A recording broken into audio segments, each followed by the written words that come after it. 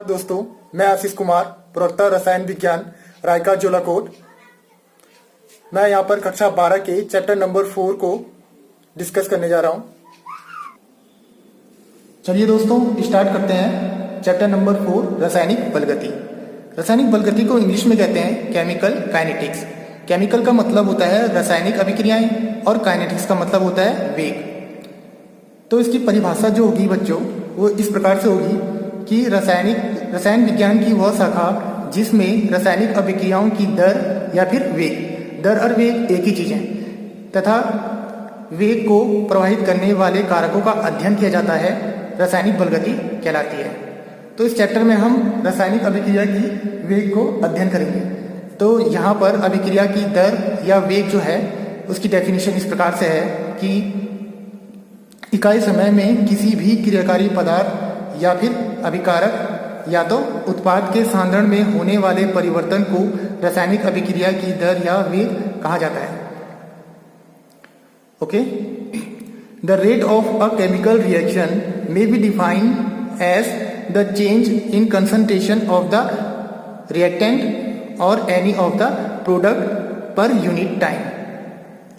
तो यहां पर मैंने एक उदाहरण दिया है जिसमें कि एक अभिक्रिया को मैंने बताया है कि R मीन्स रिएक्टेंट और P इज प्रोडक्ट। तो इसकी वेग जो होगी वो किस प्रकार से होगी कि जब हम किसी अभिक्रिया को प्रारंभ करते हैं तो उसका टाइम कितना होता है, उसका प्रारंभिक समय 0 होता है। इट मीन्स वो अभिक्रिया अभी प्रारंभ नहीं हुई है, तो उस समय रिएक्टेंट माना 10 है, तो प्रोडक्ट क्या होगा 0। अब रिएक्शन स्टार्ट हो चुकी है तो T समय बाद यानी कि T इक्वल टू 1, तो रिएक्टेंट हो जाएगा 8 और प्रोडक्ट हो जाएगा 2। फिर T is equal to 2, T अगर हम दूसरी बार लेते हैं तो फिर 6 और फिर 4। इसी प्रकार मैंने T इज इक्वल टू 3 लिया है तो रिएक्टेंट 4 और फिर प्रोडक्ट हो जाएगा 6। इसी प्रकार T is equal to 4 2, reactant हो जाएगा 2 और प्रोडक्ट हो जाएगा 8। इसी प्रकार हम आगे बढ़ेंगे तो reactant T is equal to 5, time is equal to 5, तो रिएक्टेंट 0 हो जाएगा और प्रोडक्ट 10 हो जाएगा। यानी कि अब दोस्तों प्रोडक्ट जो है पूरा बन चुका है, अब रिएक्शन कंप्लीट हो चुकी है। तो इसमें हमने क्या करना है कि अब हमने इस रिएक्शन में हमें वेग निकालना है। तो वेग को हम दो प्रकार से निकाल सकते हैं। पहले तो हम जो वेग पढ़ रहे हैं वो है औसत दर या फिर वेग, औसत वेग। तो ये है कि अभिकारक की सांद्रता में परिवर्तन तथा परिवर्तन में लगा समय। तो आप समझ गए से कि अभिकारक की सांद्रता में परिवर्तन अपॉन परिवर्तन में लगा समय। अब यहाँ पर देखिए हमने कहा कि अभिकारक की सांद्रता में परिवर्तन, तो अभिकारक जो हमने लिया नीचे से जो अभिकारक आएंगे वो होंगे R2 और ऊपर वाले होंगे R1। इसी प्रकार अपॉन T2 माइनस T1 जो समय में परिवर्तन है, तो T2 माइनस T1 हो जाएगा। तो हम यहाँ पर एक उदाहरण से ले लेते हैं। तो हमने माना T1 यहाँ पर टाइम ले लिया और T4 यहाँ पर हमने टाइम ले लिया कुछ समय पश्चात। तो ये तो हमने 2 टाइम ले लिए हैं। तो और ये हमारा रिएक्टेंट है R2 माना हमारा 2 है।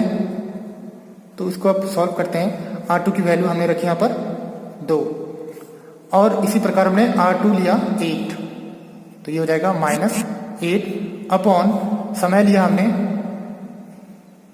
समय हमारा T2 कितना यहाँ पर 4, T2 हो जाएगा 4 माइनस T1 1। अब ये हो जाएगा दोस्तों -6 अपॉन 3, तो ये हो जाएगा -2। अब बात करते हैं औसत दर की। अब औसत दर हम निकाल सकते हैं दूसरे तरीके से, उत्पाद के बेस पे। तो उत्पाद की सांद्रता में परिवर्तन तथा परिवर्तन में लगा समय, या उत्पाद की सांद्रता में परिवर्तन अपॉन परिवर्तन में लगा समय। अब यहाँ पर हम T तो सेम रहेगा और हम P ले लेंगे, तो P2 और ये हो जाएगा P1। तो यहाँ पर भी हमने क्या किया, सांद्रता में परिवर्तन है किसकी, उत्पाद की, ये भी सांद्रता में परिवर्तन उत्पाद की। तो यहाँ पर हम मान रखेंगे इसका 8 माइनस 2 अपॉन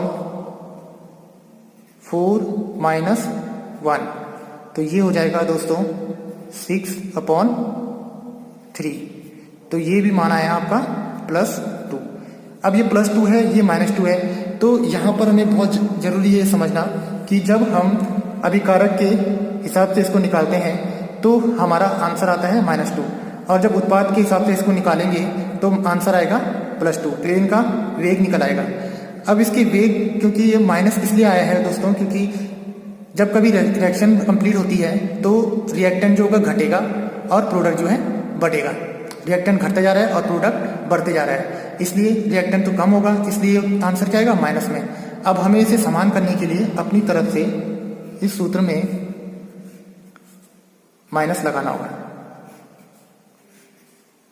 ताकि इसमें कोई परिवर्तन ना हो। अब देखिए यहाँ पे -2 हो जाएगा तो हमारा आंसर क्या आएगा +2। तो अब ये दोनों समान हो गए। तो इस प्रकार दोस्तों हमने अभी पढ़ा औसत वेग। तो औसत वेग अगर हम अभिकारक के हिसाब से निकालेंगे तो हमारा फॉर्मूला क्या बनेगा, -Δr/Δt।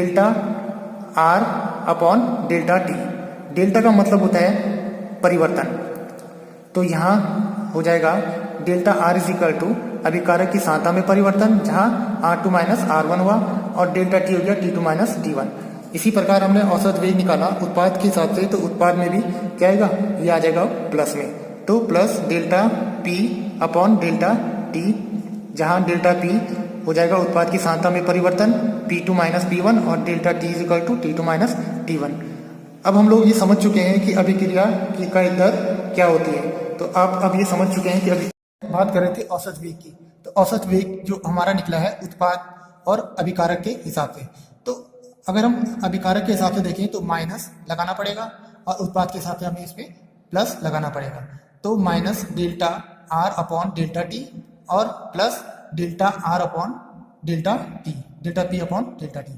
तो अब हम लोगों को यहाँ पर कुछ उदाहरण देखने हैं, और उसके लिए किसी अभिक्रिया का वेग लिखते समय संगत रस समीकरण में दिया गुणांक का भाग दिया जाता है। हमें बहुत ही इंपॉर्टेंट है कि रस समीकरण में दिया का गुणांक का इसमें भाग दिया जाता है। तो उदाहरण के लिए मैंने यहाँ पे 4 उदाहरण दिए हैं यहाँ पर। तो इन 4 उदाहरणों में पहले देखते हैं हम। तो ये हो जाएगा रिएक्टेंट, ये हो जाएगा आपका प्रोडक्ट। अब देखिए इसके लिए हमको वेग निकालना है। तो वेग = अब हमें पता है हमारा फॉर्मूला यही था, तो हम इस हिसाब से देखेंगे -डेल्टा, अब रिएक्टेंट क्या है यहाँ पे A, तो ये हो जाएगा आपका A अपॉन ΔT। अब यहाँ इसका अब इसके हिसाब से देखिए प्रोडक्ट के हिसाब से, तो यहाँ पे हो जाएगा आपका वेग बराबर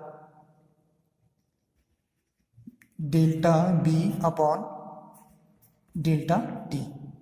इस तरह से हो गया। लेकिन अब हमें यहाँ पर देखना है कि इसका रस समीकरण में दिया गुणांक क्या है, हमें उससे इसको भाग दे देना है। तो यहाँ पर 2 था तो हम इससे दे देंगे भाग 1/2।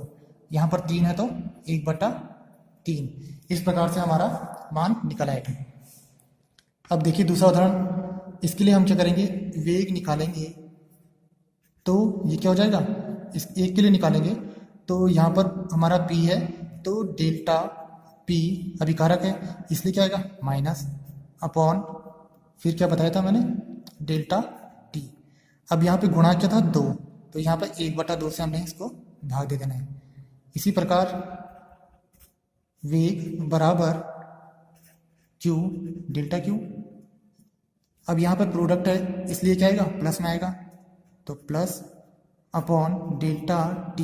अब ये 3/2 इसका रस समीकरण में दिया गुणांक है, तो इससे भाग दे देंगे तो ये उल्टा हो जाएगा, क्या हो जाएगा 2/3। इसी प्रकार अब इसके लिए देखिए यहाँ पर 2 हैं, यहाँ पर अभिकारक 2 है, हमें किसी एक का ही निकालना है। ऐसा नहीं कि हम इन दोनों का निकाल कर जोड़ देंगे, हमें किसी एक का निकाल कर ही हमारा वेग निकल आएगा। तो अब हम देखते हैं पहले के लिए वेग बराबर N2 के लिए देखते हैं, तो ये क्या हो जाएगा ΔN2। यहाँ पे परिवर्तन भी लिखना पड़ेगा।